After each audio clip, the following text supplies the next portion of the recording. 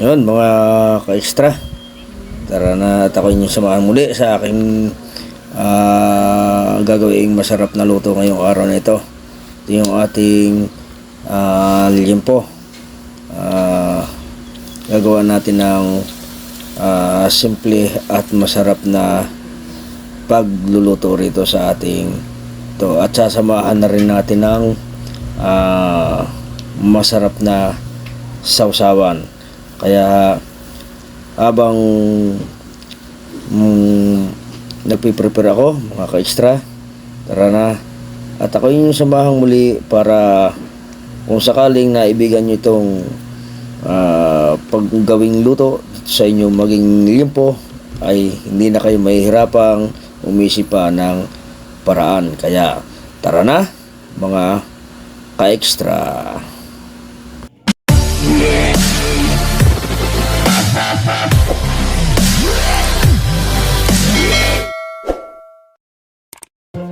At yun, magandang araw muli at sa ating mga ka-extra, ito na yung ating gagawin ngayong araw nito. Yun ang aking minarinid na liempo. Nilagyan ko na ng mga sarili nilang sangkap, paminta, suka, toyo, bawang at syempre mga ating seasoning. At yan, nagpainit na rin ako ng ating pan upang dyan natin siya lulutuin para wala na siyang usok o hindi na natin kailangan na gumamit pa ng uling.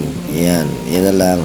Kaya lang kailangan natin dyan medyo alalay lang yung ating apoy para maganda yung kanyang pagkakaluto at hindi siya bigla. Yan na yung ating liempong barbecue o pork barbecue. Ayan, sa simpleng paraan natin ginawa yan. Kaya napakaganda ngayon ng ating magiging barbecue. Wala tayo dyang makukuhang uling o mapapakapit na uling dyan sa ating karne. Talagang malinis ang pagkakaluto dyan dahil sa wala na nga siyang usok na sasaboy sa kanyang o sa ating karne. Ayan, kaya gusto nyo, ayan, gawin din yan para mas nakakatipid pa kayo. Ayan, saka napakasarap ng luto sa ganyan na pan. Yan na yung ating malapit ng maluto, yung ating pork o liempo na barbecue. Ayan na, nagmantika na ng kusa yung ating barbecue.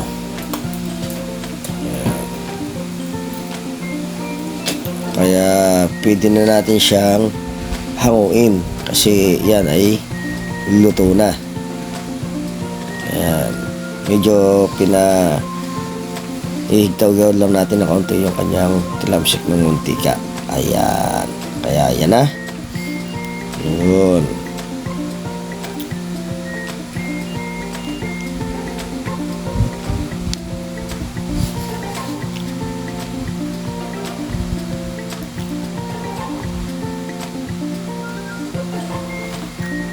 Ayan.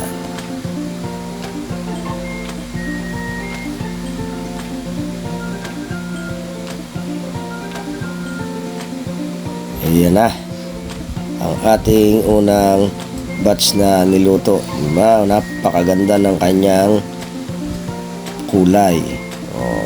Wala kayong makikitang mga usok. At yan na, siyempre naghanda na rin ako ng pang-ulam. Ayan, may kanin at saka toge o pasibol kung tawagin. Yan yung ating masarap na partner ngayon. At syempre yan yung ating pangalawang salang. Yan.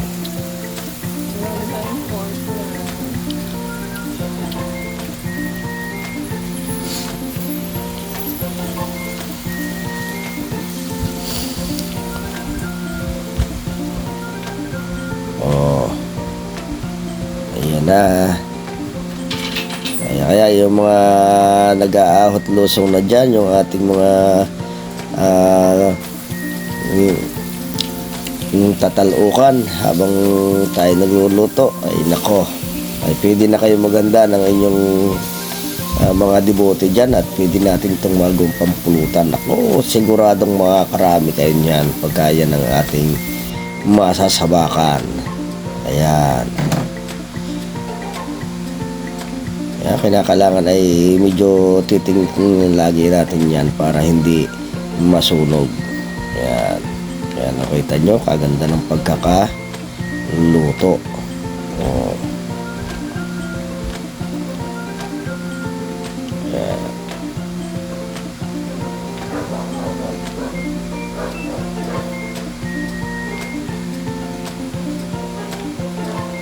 Oh, tamang-tama na ang kanyang kulay. Talagang umahalimuyak na yung kanyang amoy. Ayan. At yun, pwede na uli natin siyang hanguin. Kaya lang yung ating unang batch ay napag-agawa na, kaya iyan na lang uli ang natitira. Mga ka-extra ganyan kabinta yung ating lutong barbecue dito sa ating pan. Ayan. Ayan na. At syempre kailangan gagawa naman tayo dyan ng kapartner. Tapos na natin siyang lutuin, partner naman ang kailangan yan. Gagawa tayo ng masarap na pipino salad, kasi yan ang katamat na pang pasarap dyan. Yan yung ating pipino. Ayan. Binako na. Tapos tatanggalan natin ang buto. Ayan. Pwede naman natin hindi siya tanggalan, kaya lang ay sa akin ay gusto ko na tanggalin. O siyempre yan ay depende sa inyo. Kung gusto nyo tanggalan, okay. Ayan. Pero pwede namang hindi, kasi yan ay napakamura pa ng kanyang mga buto.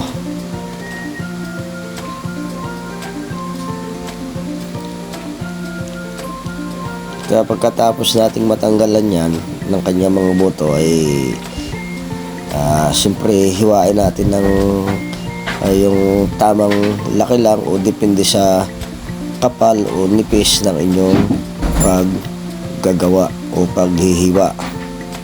Ayan. Sa akin ay yung katamtaman lang para mas maganda.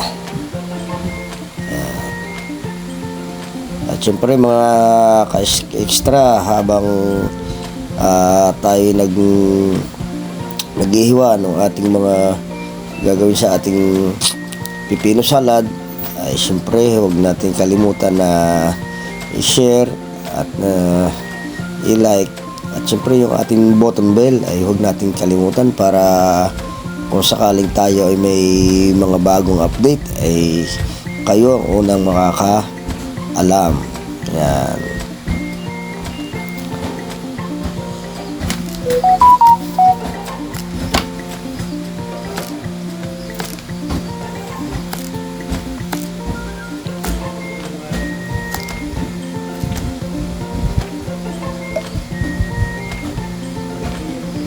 Diyan, medyo malapit ng matapos yung ating paghiwa ng ating pipino. At saka yan na rin, nandyan na rin yung ating suka na ating gagamitin. Ayan.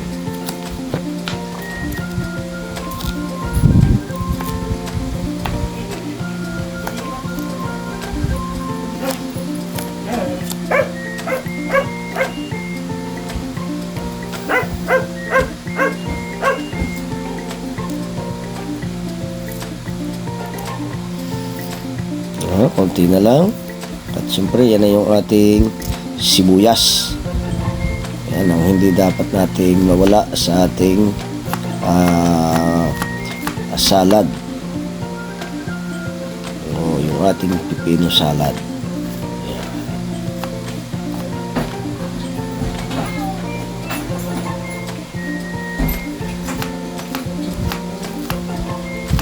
Nga pala, nakalimutan ko nang ipakita sa inyo yung ating kamatis. Pero ganun din ang pagkakahiwaan ng ating kamatis. O depende rin yan sa inyo kung gaano kalaki ninyong gagawin ang paghihiwa doon sa inyong mga kamatis. Ayan, ngayon ay tapos na. Siyempre, lalagyan naman natin yan ng ating pampaasim o yung ating suka. Yan. At saka ito, naligyan nga pala yung aking sili. 2 pirasong sili yung aking ilagay dyan. Ayan. Matapos na yan, siyempre ilalagay na natin yung ating siyempre yung ating suka. Ayan yung ating isusunod. Ayan. Siyempre, binudburan ko na rin yung asin. Kaunti lang yung ating inilagay dyan para lumasa lang. Kasi pangit din naman kasi sa ating salad ay yung medyo maalat, kaya tamtaman lang.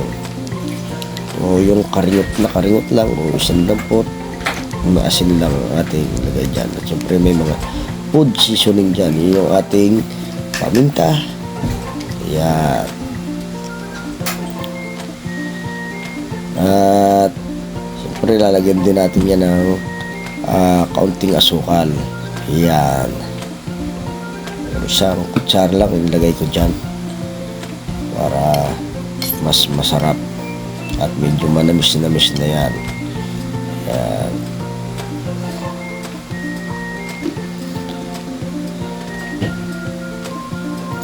Yan, tikman natin kung anong lagay na ng ating timpla. Yan, kasi natapos na. Yun na, may nakipag-agawan sa akin sa pagtikim. Ayan.